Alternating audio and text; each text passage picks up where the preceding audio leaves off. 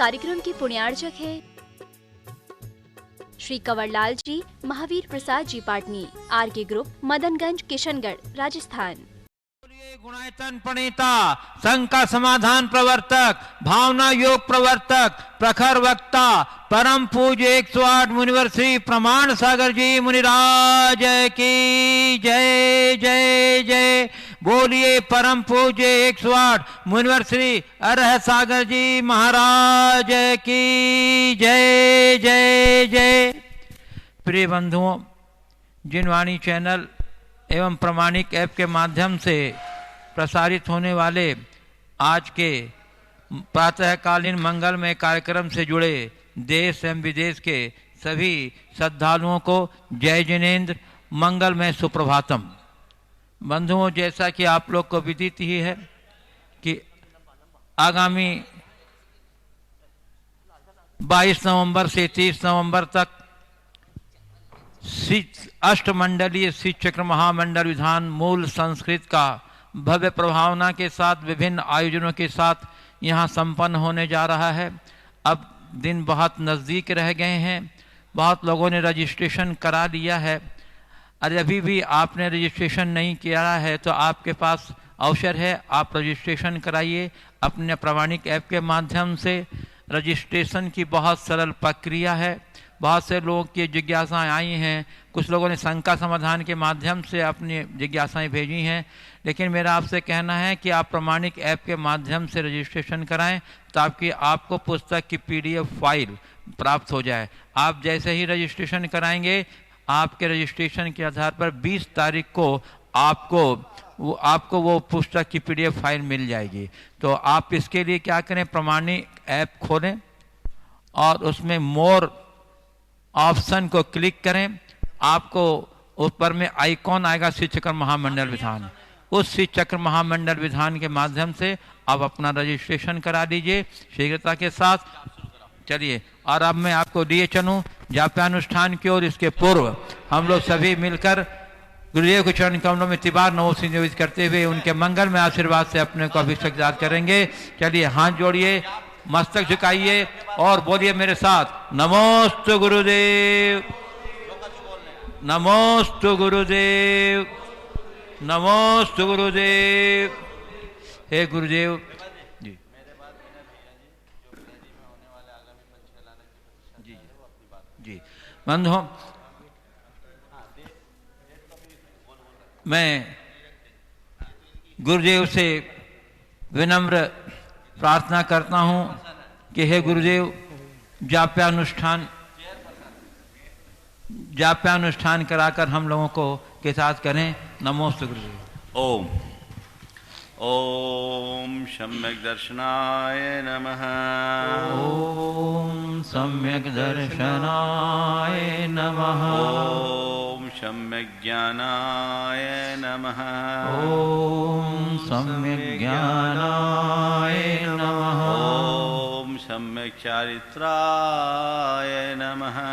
ओम सम्यक चारित्राय नमः। ओम ह्रीं जगत शांतिकराय श्री शांतिनाथाय नमः। सर्वोपद्रव शांतिं कुरु कुरु स्वाहा। ओम ह्रीं जगत शांतिकराय श्री शांतिनाथाय नमः। सर्वोपद्रव शांतिं कुरु कुरु स्वाहा। ओम ह्रीं जगत शांतिकराय श्री शांतिनाथाय नमः। सर्वोपद्रव शांतिं कुरु कुरु स्वाहा। ओम ह्रीं जगत शांतिकराय श्री शांतिनाथाय नमः। सर्वोपद्रव शांतिं कुरु कुरु स्वाहा। ओम ह्रीं जगत शांतिकराय श्री शांतिनाथाय नमः। सर्वोपद्रव शांतिं कुरु कुरु स्वाहा। ओम ह्रीं जगत शांतिकराय श्री शांतिनाथाय नमः। सर्वोपद्रव शांतिं कुरु कुरु स्वाहा। ओम ह्रीं जगत शांतिकराय श्री शांतिनाथाय नमः। सर्वोपद्रव शांतिं कुरु कुरु स्वाहा। ओम ह्रीं जगत शांतिकराय श्री शांतिनाथाय नमः सर्वोपद्रव शांतिं कुरु कुरु स्वाहा।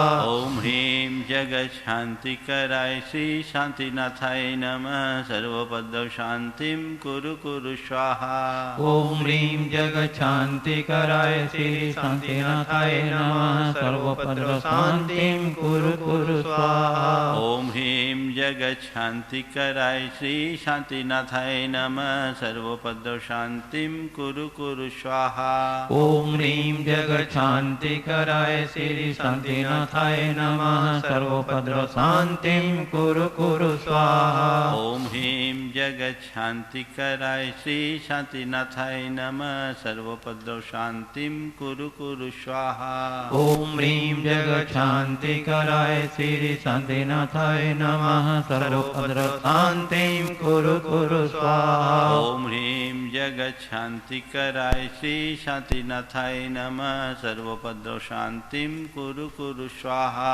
ओम ह्रीं जगच्छान्तिकराय श्री शांतिनाथाय नमः सर्वोपद्रव शांतिं कुरु कुरु स्वाहा। ओम ह्रीं जगच्छान्तिकराय श्री शांतिनाथाय नमः सर्वोपद्रव शांतिं कुरु कुरु स्वाहा। ओम ह्रीं जगच्छान्तिकराय श्री शांतिनाथाय नमः सर्वोपद्रव शांतिं कुरु कुरु स्वाहा। ओम ह्रीं जगच्छान्तिकराय श्री शांतिनाथाय नमः सर्वोपद्रव शांतिं कुरु कुरु स्वाहा। ओम ह्रीं जगच्छान्तिकराय श्री शांतिनाथाय नमः सर्वोपद्रव शांतिं कुरु कुरु स्वाहा। ओम ह्रीं जगच्छान्तिकराय श्री शांतिनाथाय नमः सर्वोपद्रव शांतिं कुरु कुरु स्वाहा। ओम ह्रीं जगच्छान्तिकराय श्री शांतिनाथाय नमः सर्वोपद्रव शांतिं कुरु कुरु स्वाहा। ओम ह्रीं जगच्छान्तिकराय श्री शांतिनाथाय नमः सर्वोपद्रव शांतिं कुरु कुरु स्वाहा। ओम ह्रीं जगच्छान्तिकराय श्री शांतिनाथाय नमः सर्वोपद्रव शांतिं कुरु कुरु स्वाहा। ओम ह्रीं जगच्छान्तिकराय श्री शांतिनाथाय नमः सर्वोपद्रव शांतिं कुरु कुरु स्वाहा। ओम ह्रीं जगच्छान्तिकराय श्री शांतिनाथाय नमः सर्वोपद्रव शांतिं कुरु कुरु स्वाहा। ओम ह्रीं जगच्छान्तिकराय श्री शांतिनाथाय नमः सर्वोपद्रव शांतिं कुरु कुरु स्वाहा। ओम ह्रीं जगच्छान्तिकराय श्री शांतिनाथाय नमः सर्वोपद्रव शांतिं कुरु कुरु स्वाहा। ओम ह्रीं जगच्छान्तिकराय श्री शांतिनाथाय नमः सर्वोपद्रव शांतिं कुरु कुरु स्वाहा। ओम ह्रीं जगच्छान्तिकराय श्री शांतिनाथाय नमः सर्वोपद्रव शांतिं कुरु कुरु स्वाहा। ओम ह्रीं जगच्छान्तिकराय श्री शांतिनाथाय नमः सर्वोपद्रव शांतिं कुरु कुरु स्वाहा। ओम ह्रीं जगच्छान्तिकराय श्री शांतिनाथाय नमः सर्वोपद्रव शांतिं कुरु कुरु स्वाहा। ओम ह्रीं जगच्छान्तिकराय श्री शांतिनाथाय नमः सर्वोपद्रव शांतिं कुरु कुरु स्वाहा। ओम ह्रीं जगच्छान्तिकराय श्री शांतिनाथाय नमः सर्वोपद्रव शांतिं कुरु कुरु स्वाहा। ओम ह्रीं जगच्छान्तिकराय श्री शांतिनाथाय नमः सर्वोपद्रव शांतिं कुरु कुरु स्वाहा। ओम ह्रीं जगच्छान्तिकराय श्री शांतिनाथाय नमः सर्वोपद्रव शांतिं कुरु कुरु स्वाहा। ओम ह्रीं जगच्छान्तिकराय श्री शांतिनाथाय नमः सर्वोपद्रव शांतिं कुरु कुरु स्वाहा। ओम ह्रीं जगच्छान्तिकराय श्री शांतिनाथाय नमः सर्वोपद्रव शांतिं कुरु कुरु स्वाहा। ओम ह्रीं जगत शांति कराय श्री शांतिनाथाय नमः सर्वोपद्रव शांतिं कुरु कुरु स्वाहा ओम ह्रीं जगत शांति कराय श्री शांतिनाथाय नमः सर्वोपद्रव शांतिं कुरु कुरु स्वाहा ओम ह्रीं जगत शांति कराय श्री शांतिनाथाय नमः सर्वोपद्रव शांतिं कुरु कुरु स्वाहा ओम ह्रीं जगत शांति कराय श्री शांतिनाथाय नमः सर्वोपद्रव शांतिं कुरु कुरु स्वाहा ओम ह्रीं जगत शांति कराय श्री शांतिनाथाय नमः सर्वोपद्रव शांतिं कुरु कुरु स्वाहा ओम ह्रीं जगत शांति कराय श्री शांतिनाथाय नमः सर्वोपद्रव शांतिं कुरु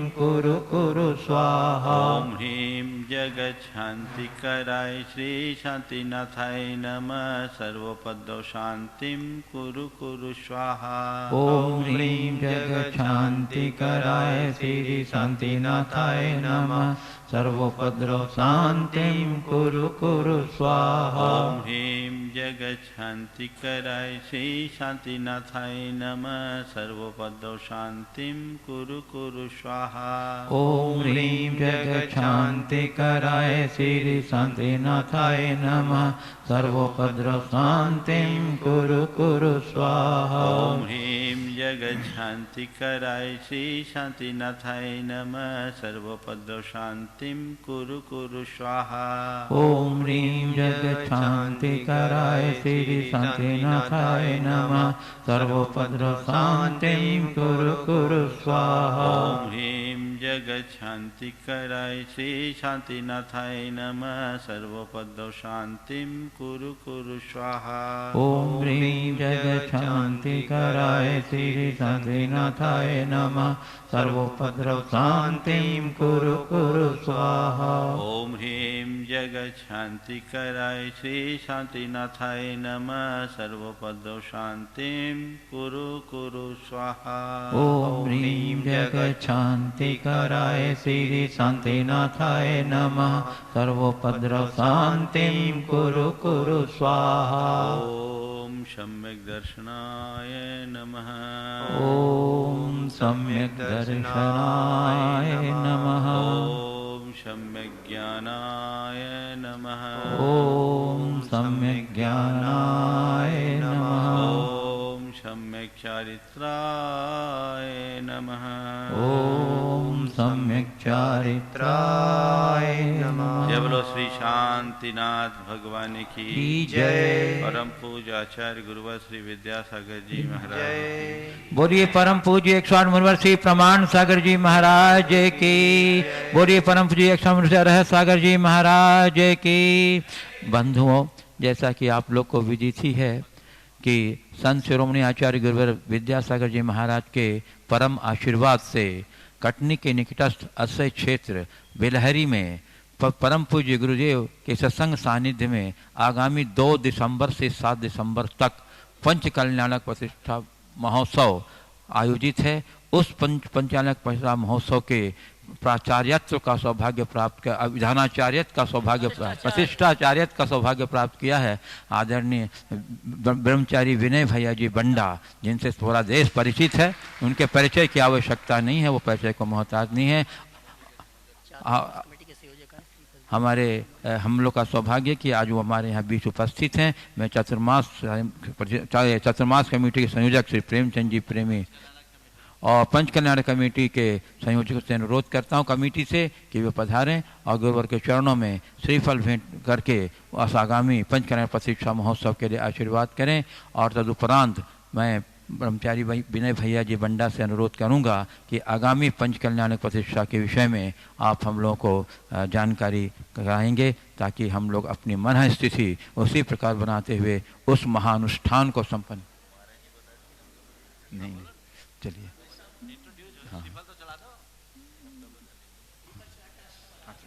हाँ, आदरणीय भैया जी गुरुदेव के चरणों में श्रीफल भेंट करके आशीर्वाद ग्रहण कर रहे हैं। हम इनके सौभाग्य की सराहना करते हैं कि इनके प्रतिष्ठाचार्यत्व में यह प्रतिष्ठा संपन्न होने जा रहा है।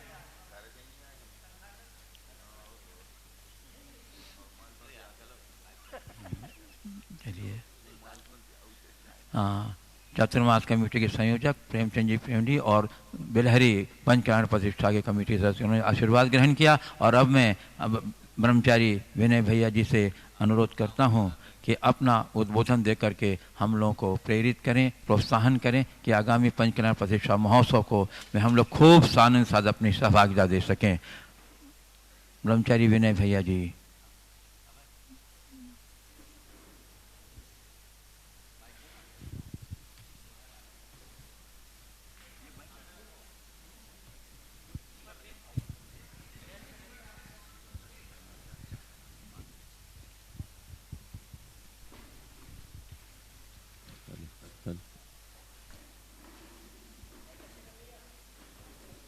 जय बोलो 2400 तीर्थंकर भगवान की जय।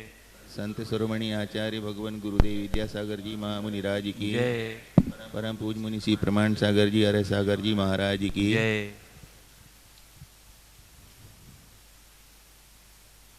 पूज्य मुनि श्री प्रमाण सागर जी महाराज जी को बड़वानी चातुर्मास के बाद गुरु दर्शन के लिए नेमावर में पदार्पण हुआ था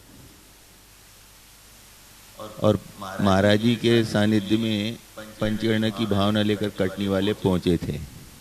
तब तक ये तय नहीं था कि महाराज जी उस ओर विहार करेंगे, क्योंकि गुरुदेव से आशीर्वाद लेकर के महाराज जी का वहाँ से विहार हुआ और विहार करते हुए मध्य प्रदेश की राजधानी भोपाल से सागर तक तो आ गए, तब तक कटनी तक आने का कोई विचार नहीं था।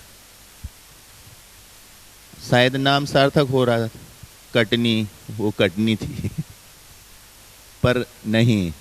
बेलहरी के जो अतिशयकारी भगवान पूर्व से प्रतिष्ठित जो रहे, अतिशय क्षेत्र के रूप में प्रसिद्धि रही, उनका जो वीतरागी छवि थी उसमें कुछ विसंगति आई और वीतरागी छवि को पुनः एक बार संवारा गया और संवारने के उपरांत उनको प्रतिष्ठित करने की बात आई।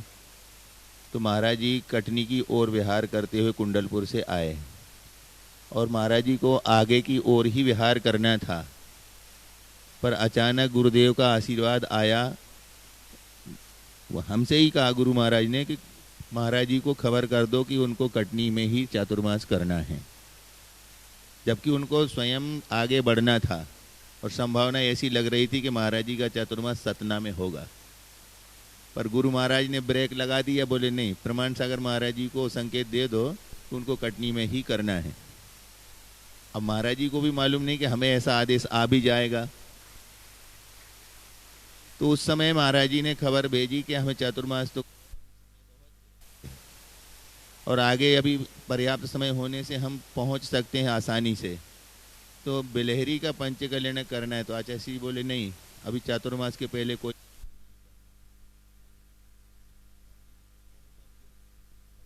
कुछ भी नहीं दी। फिर अचानक जब खबर दे दी कि महाराज जी को चातुर्मास कटनी में ही करना है और उसके साथ साथ आपको पुण्य जागृत हुआ, हम तो ये कहेंगे किसी को कोरोना अभिशाप सिद्ध हुआ, पर कटनी वालों के लिए तो वरदान सिद्ध हुआ। तो कोरोना से घबराओ नहीं, कोरोना किसी को वरदान भी है तो किसी को अभिशाप होगा, अभिशाप उनको जो लापरवाही करे, पर सबके लिए तो ये वरदान सिद्ध हो गया। और गुरु महाराज ने चातुर्मास के संकेत के साथ ही ये कह दिया कि अभी पंचगणना बेलहरी का नहीं करना है, चातुर्मास के बाद देखेंगे। और जैसे ही चातुर्मास पूर्ण होने को हुआ तो कल की ही बात है, और गुरु महाराज बोले कि वो कटनी के पास जो बेलहरी है वो प्राचीन क्षेत्र है, अतिशयकारी प्रतिमाएं रही हैं, कब तक ऐसी रखी रहेंगी, महाराज जी के जाने से पहले उसका पंचीकरण कर लो। और उन्होंने भरपूर आशीर्वाद कटनी वालों को और उस कार्यक्रम के लिए दिया।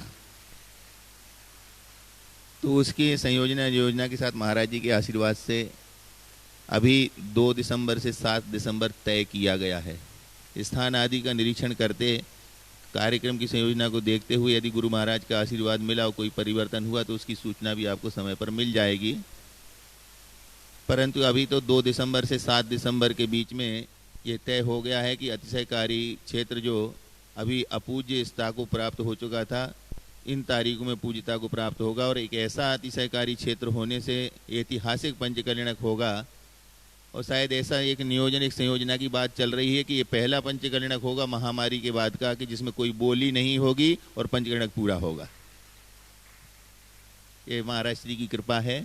आप सब भी महाराज श्री के निर्देशन में और ऐसे अनोखे अवसर को शायद खोना नहीं चाहेंगे, और उनके सानिध्य पा करके जो आपने 4 महीने में धर्म ध्यान किया है, वो धर्म ध्यान आपका बिलहरी के पंचकर्णक के समापन के साथ हो, ऐसी भावना करते हुए आप सब उसी मर्यादा के साथ जो 4 महीने या 5 महीने से आप मर्यादा बना करके रखे हुए हैं, शासकीय और सामाजिक व्यवस्थाएं बना के रखी हैं, उन्हीं व्यवस्थाओं के तहत वहाँ पहुँच करके ऐसी अतिशयकारी क्षेत्र के पंचकर्णक प्रतिष्ठा में आप अपना अपना योगदान।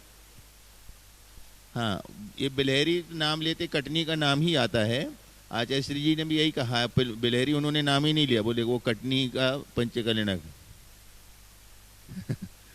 तो आपको सोचना है कि बिलहरी कोई अलग से नहीं है, अतिशय क्षेत्र है और कटनी वालों के लिए ही है, और कटनी की ही है, कटनी जिले में है।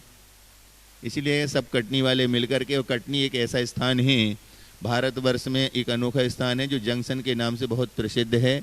कोई कहीं से भी आए यहाँ से उसको गुजरना ही पड़ता है। महाराज जी को भी यहाँ से जाना ही पड़ा, पर गाड़ी को रोक लिया गया कि अभी आपको हरी झंडी नहीं है, आप कटनी में ही आप हल्ट करिए, विश्राम करिए, और आपको 5 महीने का लगातार चातुर्मास मिला है। उसका सार भूत जो आपको पुण्य है वह बिलहरी के पंचकर्णक में मिलने वाला है। इसलिए समस्त कटनीवासी और जो भी इस क्षेत्र से महाराज जी के संपर्क में रहे हैं वो सब आमंत्रित हैं, और गुरुदेव के आशीर्वाद से महाराज जी के सानिध्य में इस विशाल पंचकर्णक में आप 1000 पंचकर्णक नए कर लेना, उतना महत्व नहीं मिल पाएगा जितने एक प्राचीन प्रतिमाओं के जीर्णोद्धार के बाद उसका पंचकर्णक करना, उतना आपको एक बार में मिल जाएगा। तो ऐसे अतिशयकारी प्रतिष्ठाओं में आप सब आकर के पुण्य लाभ लें, महाराज श्री का असीम आशीर्वाद प्राप्त करें। इसी भावना के साथ परम पूज्य मुनि श्री प्रमाण सागर जी महाराज की। बंधुओं, अभी पूज्य आदरणीय भैया जी ने आगामी पंचकल्याण प्रतिष्ठा की महत्ता पर अपना उद्बोधन दिया है। हम लोग को मन स्थिति बनाते हुए इसे ऐतिहासिक स्वरूप प्रदान करने में कोई कसर नहीं रखेंगे। अब बंधु आज हमारे बीच यहाँ उपस्थित हैं श्री ऋषभ जी जैन मिर्जापुर। मैं आमंत्रित कर रहा हूँ के पास पधारें और गुरु के चरणों में श्री फल भेंट करके आशीर्वाद ग्रहण करें। इसी नमन करते हुए आशीर्वाद ग्रहण के इसी क्रम में श्री शांत कुमार जी जैन पिंडरई, श्री विपिन जी जैन, शैलेंद्र जी जैन, सुनील जैन मामा अशोकनगर से पधारे हैं, आ जाएं। और दयोदय महासंघ के अध्यक्ष श्री मल्ल कुमार जी जैन, उन्हें भी मैं आमंत्रित कर रहा हूं, वे सभी पधारें, गुरु के चरणों में नमन करते हुए आशीर्वाद ग्रहण करें। और श्री विपिन जी जैन गंज बसौदा, श्री विपिन जी जैन गंज बसौदा, वे भी पधारें, नमन करते हुए आशीर्वाद ग्रहण करें।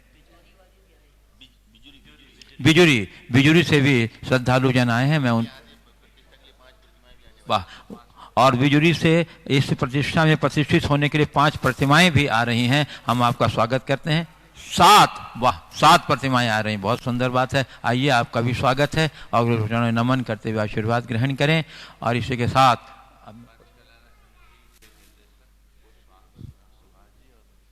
हाँ बंधुओं, पंचकल्याणक समिति के जो निदेशक श्री सेठ सुभाष जी और संयोजक हो गया, और तो उस पंचकल्याण प्रतिष्ठा के संयोजक महोदय आवे और गुरु चरणों में नमन करें। श्री सेठ सुभाष जी पंचकल्याण कमेटी के निदेशक, आ जाइए, नमन करते हुए आशीर्वाद ग्रहण करिए। बंधु, मैं देख रहा हूं कि लोगों में अपूर्व उत्साह है और यह उत्साह निश्चित ही इस आगामी पंचकल्याण को एक ऐतिहासिक स्वरूप प्रदान करेगा। इसमें कोई कसर की बात नहीं है, कोई शंका की बात नहीं है। आप अपना उत्साह इसी बनाए रहिए। और इसी के साथ मैं पूज्य गुरुदेव के चरण कमलों में प्रार्थना निवेदित करूं अपने मंगल में उद्बोधन के लिए से पूर्व हम लोग सभी मिलकर गुरु चरणों में त्रिवार नमोस्तु निवेदित करते हुए उनके मंगल में आशीर्वाद से अपने को कृतार्थ करेंगे। तो बोलिए आप मेरे साथ, नमोस्तु गुरुदेव, नमोस्तु गुरुदेव, नमोस्तु गुरुदेव। हे गुरुदेव, अपने मंगल में उद्बोधन से उद्बोधित कर हम लोगों के साथ करें। नमोस्तु गुरुदेव। सभी लोग दोनों हाथ जोड़ लें और मेरे साथ महामंत्र के स्मरण के लिए अपना मनस तैयार करें।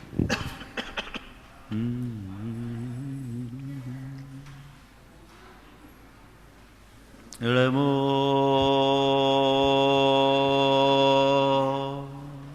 अरिहन्ताणम् नमो अरिहन्ताणम्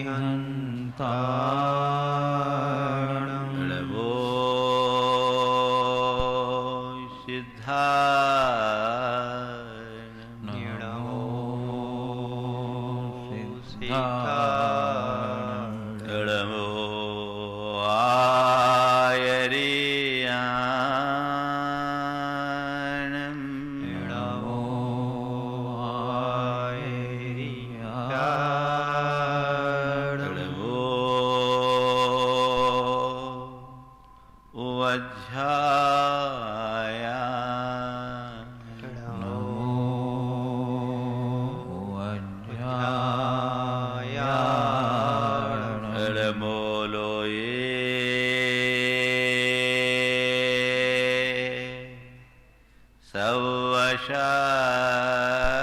सवशाहुणम् नमो लोये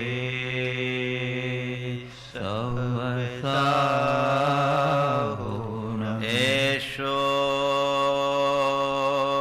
पञ्च णमोयारो येसो पञ्चणमो यारो सवपावपणाशनु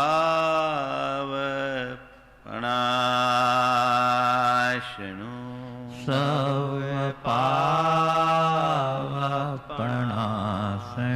मङ्गलाळं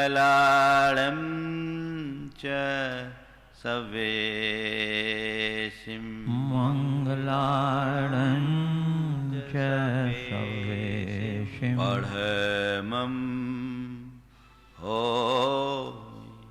मङ्गलम् परमं होय मङ्गलम् जय बोलो देवादिदेव 1008 श्री भगवान महावीर स्वामी की जय जय जय अहिंसा परमो धर्म की जय जय जय परम पूज आचार्य गुरुवर श्री विद्यासागर जी महाराज की जय जय जय बोले परम पूज्य 108 यूनिवर्सिटी प्रमाण सागर जी महाराज की जय जय जय परम पूज्य से आर्य सागर जी मुनिराज की जय जय जय नमोस्तु गुरुदेव नमोस्तु। हमारे जीवन में अनेक प्रकार के संयोग जुड़ते हैं। कुछ संयोग ऐसे होते हैं जो पाप निमित्तक होते हैं और कुछ संयोग ऐसे होते हैं जो पुण्य निमित्तक होते हैं। इसी प्रकार कुछ संयोग ऐसे होते हैं जो पापोत्पादक होते हैं और कुछ संयोग ऐसे होते हैं जो पुण्योत्पादक होते हैं।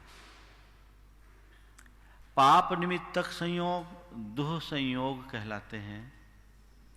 जीवन में जितने भी प्रकार की प्रतिकूलता और अनिष्टताएं हैं वे सब पाप निमित्तक संयोग है। पापोदय से दुसंयोग आते हैं। हर व्यक्ति के जीवन में उतार चढ़ाव चलता रहता है और ऐसे कई मौके आते हैं जब हमारे जीवन के साथ वह सब कुछ घट जाता है जो अवांछित है। उसमें हमारा मन दुखी होता है। पर पाप के निमित्त से उत्पन्न संयोग में भी व्यक्ति के हृदय में अंतर में अगर श्रद्धा हो और सही दृष्टि हो तो पुण्य का उत्पादन कर लेते हैं। पाप के उदय से उत्पन्न संयोग में पुण्य का उत्पादन कैसे? जब कभी कोई दुसंयोग मिले और उस दुसंयोग में हम अगर सही आलम्बन को चुन ले, सही दृष्टि अपने अंदर विकसित कर ले, तो वो हमारे लिए पुण्य के उत्पादक बन जाते हैं। एक व्यक्ति जिसको व्यापार में बड़ा नुकसान हुआ 85 लाख का, उस व्यक्ति की हैसियत के हिसाब से 85 लाख का नुकसान बड़ा नुकसान था। और वहां एक प्रतिष्ठा थी, 15 लाख का दान दे दिया। 85 लाख का नुकसान, उस स्थिति में भी 15 लाख का दान। लोगों ने बोला, भैया इतना नुकसान हुआ फिर तुम दान दे रहे हो? बोले कुछ नहीं, राउंड फिगर में चलेगा। राउंड फिगर में चलेगा? अरे 85 का नुकसान हुआ, अगर 100 का नुकसान हो जाता तो झेलता तो। ये क्या हुआ? पाप निमित्तक संयोग में पुण्य का उत्पादन है। कई बार ऐसे प्रसंग आते हैं, हम चाहते वो नहीं हो पाता। अगर उस घड़ी दृष्टि मोड़ लो तो हमारे लिए पुण्य कमाने का अवसर है। पुण्य कमाने का अवसर ही नहीं, पाप गलाने का भी अवसर है। मान लो बुखार आ गया, बीमार पड़ गए, अनिष्ट संयोग है, ये पाप निमित्तक संयोग है। अब भैया घर पे ही रहना पड़ रहा है, दुकान धंधा सब छूट रहा है, चलो कोई बात नहीं, अब सब छूट रहा है तो ये समय का उपयोग में भगवान के भजन में निकालो। क्या हो गया? पुण्य का उत्पादन। कर्म का उदय आया है, क्षमता से सहन करूं, पाप का प्रक्षालन। खेल किसका है?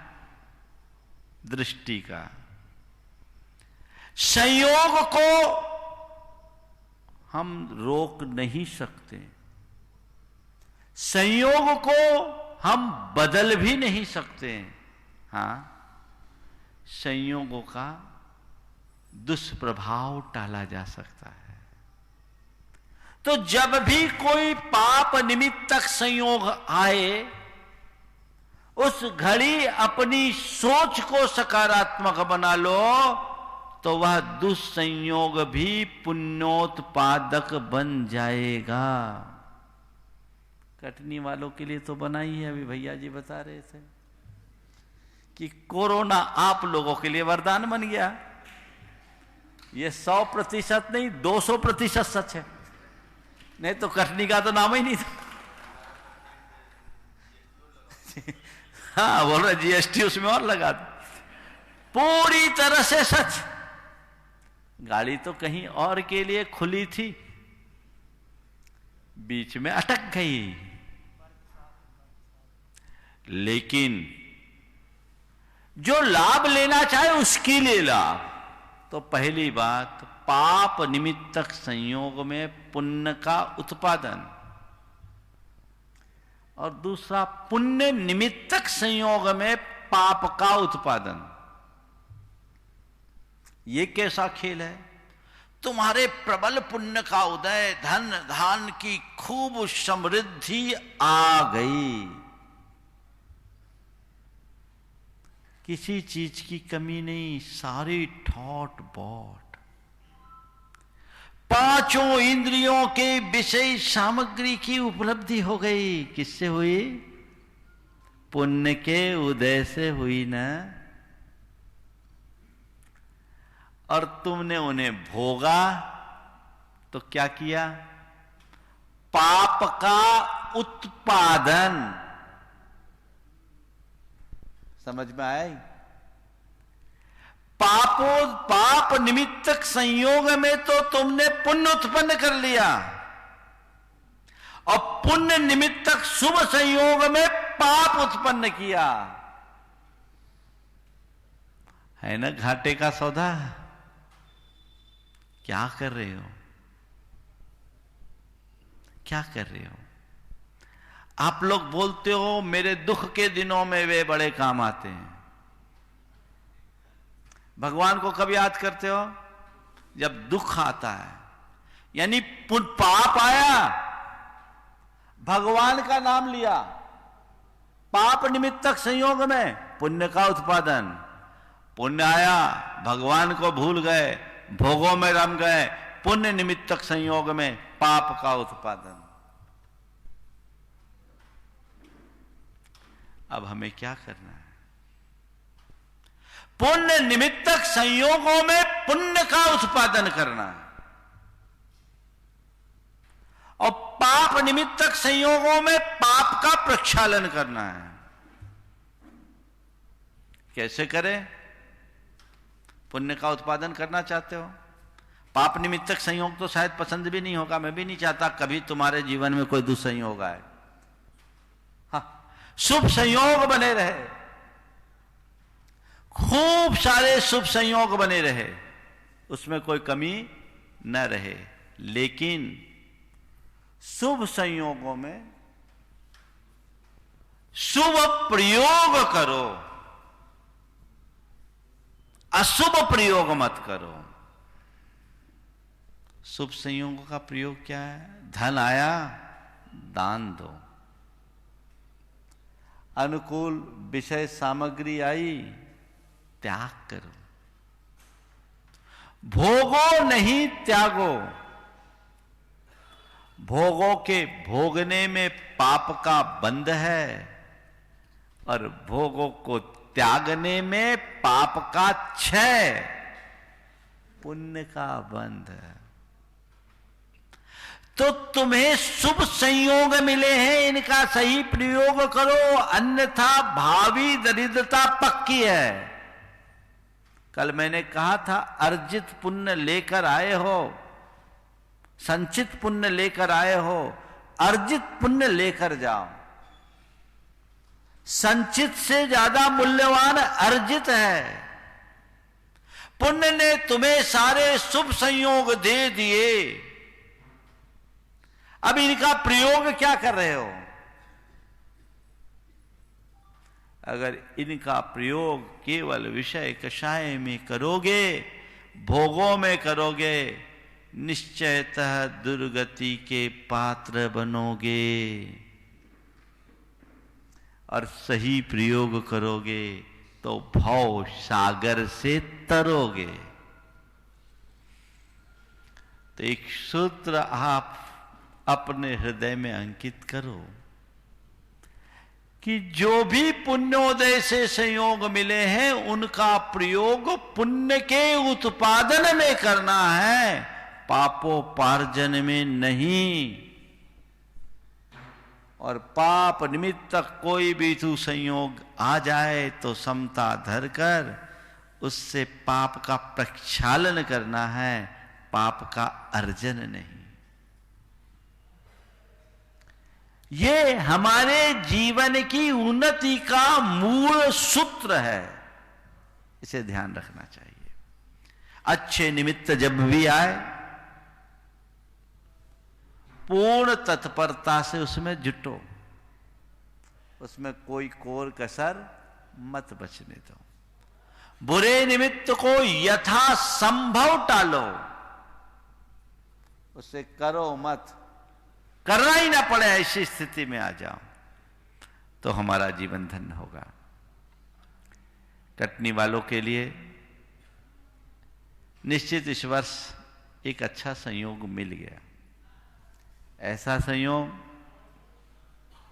जिसकी आप लोगों ने भी कल्पना नहीं की थी, और उसका अच्छा प्रयोग भी आप लोगों ने किया, इसमें कोई संशय नहीं। पूरे चातुर्मास में जितने अनुशासन और मर्यादा की रक्षा करते हुए आप लोगों ने धर्म ध्यान, सेवा और धर्म प्रभावना में अपना योगदान दिया है, वो बहुत सराहनीय है, कम नहीं। लेकिन एक मौका आपके बीच और आ गया। सिद्धचक्र विधान तो है ही, उसकी तो आपने तैयारी कर ही ली, लेकिन सिद्धचक्र विधान के साथ साथ बिलहरी के पंच कल्याणक का 2004 में हम लोग वहां गए थे। एक भगवान पहले से उनके यहाँ उपलब्ध थे, उनको वेदी में विराजमान करना था। मंदिर को थोड़ा विस्तार देने के लिए एक दीवार हटाई गई, 28 प्रतिमाएं और आ गई, कुल 32 प्रतिमाएं वहां निकल गई। इनमें से आधी से अधिक सांगोपांग थी। निश्चित वो पहले से प्रतिष्ठित प्रतिमा रही होगी। आतताई, आक्रमणकारी और मूर्ति भंजकों के प्रकोप से बचने के लिए हमारे पुरखों ने उन्हें छिपा के रख दिया होगा। लेकिन ये पुण्य का सौभाग्य तुम लोगों के हाथों में, जिनके हाथों आज उन्हें वापस वेदी में विराजमान करने का सौभाग्य मिल रहा है, प्रतिष्ठा करने का सौभाग्य मिल रहा है। ये कोई साधारण बात नहीं।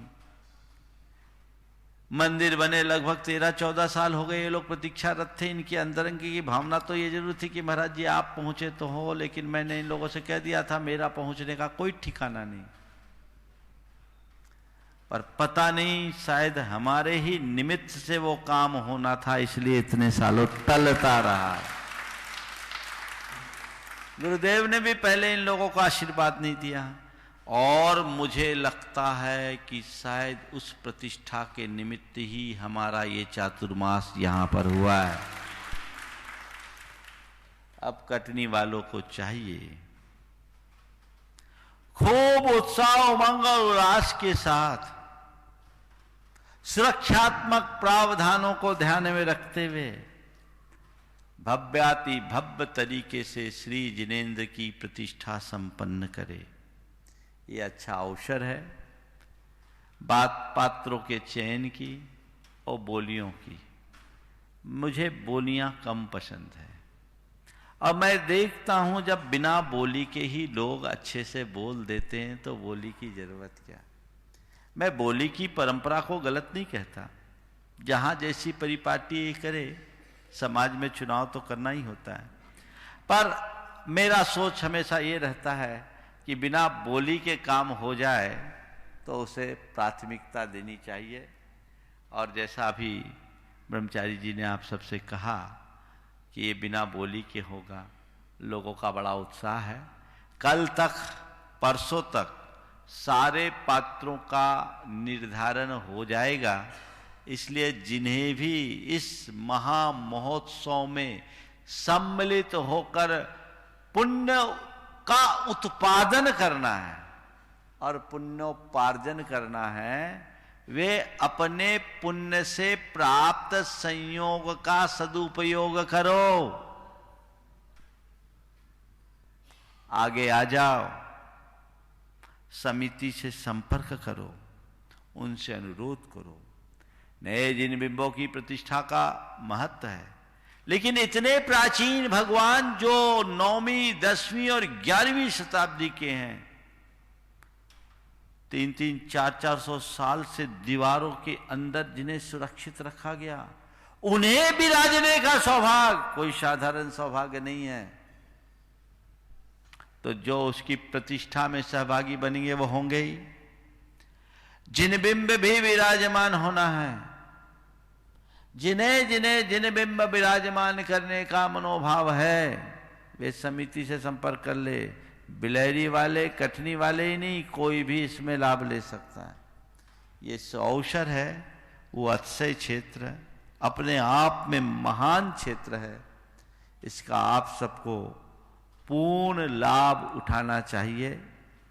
ऐसे तो अभी तिथि 2 से 7 तारीख तक की गई है, पर चूंकि 30 तारीख को यहाँ का कार्यक्रम समाप्त होना है, थोड़ी सी ये लोग कार्यकर्ता असुविधा महसूस कर रहे हैं। यदि किसी वजह से परिवर्तन हुआ तो 1-2 दिन में ही आपको उसकी सूचना दे दी जाएगी, लेकिन अभी तो आप निर्धारित तिथि 2 से 7 दिसंबर ही मान करके चलिए और ऐसे मौके का लाभ उठाइए। ये अवसर बहुत अद्भुत होते हैं। मैं एक बात जानता हूं, जब मैं बेलगछिया में था कोलकाता में, उस बेलगछिया के मंदिर का निर्माण एक व्यक्ति ने किया, सेठ हुलासी राम ने, एक व्यक्ति ने। उनके बारे में बताया गया कि वो बड़े अय्यासी स्वभाव के थे, मौज मस्ती करने वाले। उनसे उनके किसी शुभचिंतक ने एक प्रेरणा दी, भैया जीवन भर पाप किया है, कुछ अच्छा काम कर लो जिससे जीवन सफल हो जाए। उस व्यक्ति के मन में ये एक बात बैठ गई और उसने कोलकाता जैसे महानगर में आज से लगभग 200 वर्ष पहले ये इतना बड़ा उपवन मंदिर बना दिया। आज की तारीख में तो इतने विशाल परिसर की कोई कल्पना भी नहीं कर सकते, कहीं भी नहीं कर सकते। 25-26 बीघा जमीन है बेलगछिया, वो उनने बना दिया। वो तो अमर हो गए, हुलासी राम अमर हो गए, बेलगछिया अमर है। पर मैं आपसे कहता हूं, जिस हुलासी राम ने इतना बड़ा मंदिर बनाया, उसकी कोई हवेली भी होगी? उसका कोई अता पता नहीं। उसकी हवेली का कोई अता पता नहीं। और मंदिर आज भी अपनी पूर्ण प्रतिष्ठा के साथ विराजमान है। इसका मतलब क्या है? तुम्हारे द्वारा जोड़ा गया धन, तुम्हारा वैभव, तुम्हारा महल, तुम्हारा मकान कल खंडहर बन जाएगा, लेकिन जो धर्मार्थ लगाओगे वो अमर हो जाएगा। इसलिए पुण्य से प्राप्त संयोगों को पुण्य के उत्पादन में लगाओ, बस ये सूत्र बना लो। पाप में मुझे कम से कम लगाना है, तभी हम अपने जीवन को सफलीभूत कर सकेंगे। परम पूज्य गुरुदेव का आशीर्वाद उस पंचकल्याणक के लिए मिला है, उसके सानंद संपन्नता के लिए तो रंच मात्र संशय नहीं है, होगा ही होगा। वो लाभ तो मिलना ही है। आप सब अपने उत्साह और उमंग को वृद्धिंगत करें, इसी रुचि से जुड़े रहें। जैसा आपको बताया गया, बोलियां होगी नहीं तो आपको खुद आगे होकर के संपर्क करना पड़ेगा। जो चीज़ें निर्धारित हो जाएगी इस मंच से घोषित कर दिया जाएगा, तो आप उसका पूरा लाभ लें। ऐसा ना हो कि बाद में आप ये कहें कि हमें तो कोई इसकी सूचना ही नहीं है। यहाँ से तो पूरी अंतर्राष्ट्रीय खबर दे दी गई है और इसी खबर के अनुरूप आप सबको कार्य करना है। आज चूंकि मुझे कुछ अन्य कार्य भी है, इसलिए अधिक विस्तार न करके बस 2 वाक्य बोला है।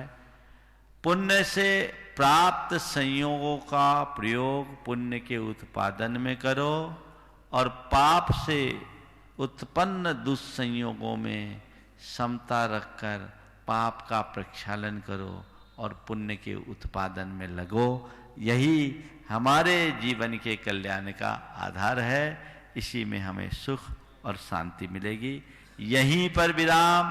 बोलिए परम पूज्य आचार्य गुरुवर। हाँ, एक बात और, आज अभी हमारे बीच अशोकनगर से भाई लोग आए हैं और इसमें भी खासकर सुनील मामा, आगे आ जाओ, आ जाओ, आ जाओ। हाँ, ये सबका मामा है, महाराज का भी मामा हो जाता है। सुनील ये भाई, ये लोग आए हैं पिच्छी बनाने के लिए। संघ में सभी मुनियों के हाथ की जितनी भी पिच्छियां हैं, पिछले अनेक वर्षों से ये लोग बना रहे। अपना सारा समय लगाकर यहाँ पर पिच्छी बनाने की बात थी तो कहीं यहीं आकर के हम बनाएंगे। आज ये आए हैं। ऐसे लोगों की हमें जी खोल करके प्रशंसा करनी चाहिए। बहुत अच्छा कार्य है। और मैं तो सुनील से यही कहूँगा ऐसा पुण्य अर्जित हो जाए तुम्हारी पूरी टीम से, क्योंकि बाकी का नाम मुझे नहीं मालूम, मेरे टाइम में ये लोग बहुत छोटे छोटे होंगे, तो इतना पुण्य अर्जित हो कि अभी तो पिछी बना करके तुम गुरुओं को दे रहे हो, कल लोग तुम्हारे हाथ में पिछी देने का सौभाग्य प्राप्त कर सके और पिछीधारी बन करके अपने जीवन को आगे बढ़ा सके। मैं तुम्हें और तुम्हारी पूरी टीम को इस मंच से आशीर्वाद देता हूँ। हाँ, विधान के बारे में बोल रहे हैं, 2 मिनट वो भी बता दे रहा हूँ कि इससे पहले ब्रह्मचारी विनय जी के माध्यम से पूरा पंच कल्याणक संपन्न होना है। आप सबको पता है, आचार्य महाराज के आशीर्वाद से जितने भी उनके सानिध्य में और जहाँ आचार्य महाराज का निर्देश होता है, सारी प्रतिष्ठा विधि वही संपन्न कराते हैं। ये भी एक अच्छी बात है कि उनके मार्गदर्शन में यहाँ का प्रतिष्ठा का संपूर्ण कार्यक्रम संपन्न होगा। आप सब उसमें उत्साह के साथ सहभागिता दें। जहाँ तक विधान की बात है, विधान में पूर्ण उत्साह आप सबको बना के रखना है। अब आज 18 तारीख हो गई, 22 तारीख के प्रातः काल से विधान होगा। विधान का सारा कार्यक्रम समयबद्ध होगा। 7:30 बजे से, क्यों 7:30, जिनवानी चैनल पर लाइव होगा और प्रमाणिक ऐप पे तो सुबह से जो भी कार्यक्रम होगा पूरा लाइव होगा। जिनवानी में पहले दिन से 7:30 बजे से होगा, उसकी समय आपको बता दिया जाएगा। जिन्हें अगर कुछ आगे पीछे हो तो प्रमाणिक ऐप जरूर कंसल्ट करें, क्योंकि जिनवानी चैनल की अपनी कुछ सीमाएं, आप उसमें पूरी सहभागिता लेंगे। जो लोग अपने घरों में विधान करेंगे वो अपनी भावधारा को बना कर रखेंगे, पूर्ण शुद्धि और विशुद्धि का पालन करेंगे। आपको विधान में किस तरीके से रहना है, विधान की अवधि में कैसे रहना है, इसकी सूचना आपको 20 तारीख को दी जाएगी। पूरी सूचना 20 तारीख को दी जाएगी। अब तो आपको केवल भाव बनाकर रहना है और इस विधान को एक ऐतिहासिक विधान के रूप में संपन्न करना है। हाँ, जो लोग कर रहे हो तो सूचना देना है, ये केवल रजिस्ट्रेशन नहीं है। इसका ये पता लगेगा कि कितने लोग विधान कर रहे हैं। और मैं आप सबसे इतना कह रहा हूं, जो भी विधान कर रहे हैं इतने कृपण मत बनना। कुछ लग तो नहीं रहा है, एक सूचना दे दोगे तो क्या जाएगा तुम्हारा, जरूर देना। अरे कौन रजिस्ट्रेशन कराए, क्या कराए, इससे एक अच्छी परंपरा बनती है, आपका भी उत्साह बढ़ता है और उससे आप विधान के लिए संकल्पित हो जाओगे तो मन में किसी प्रकार का प्रमाद नहीं आ पाएगा। तो सभी लोग संपूर्ण विधि को, संपूर्ण व्यवस्था को बना करके रखें और उसी अनुरूप अपने जीवन को आगे बढ़ाएं। अभी समय यद्यपि शेष है पर मुझे और कार्य करना है, इसलिए मैं यहीं पर विराम दे रहा हूँ। बोलिए परम पूज आचार्य गुरुवर श्री विद्यासागर जी महाराज की। बोलिए परम पूज्य 108 मुनिवर प्रमाण सागर जी महाराज की। बोलिए परम चरमुनि से अरह सागर जी महाराज की जय। जावानी के ज्ञान ते सुजय लोकालोक, शोभानी मस्तक धरो सदा दे तो हे जिनवानी भारती तो है जपो दिन रैन, जो तेरो शरणागहे सो पावे सुख चैन। इस कार्यक्रम के पुण्यार्चक थे श्री कंवरलाल जी, महावीर प्रसाद जी पाटनी, आरके ग्रुप, मदनगंज, किशनगढ़, राजस्थान।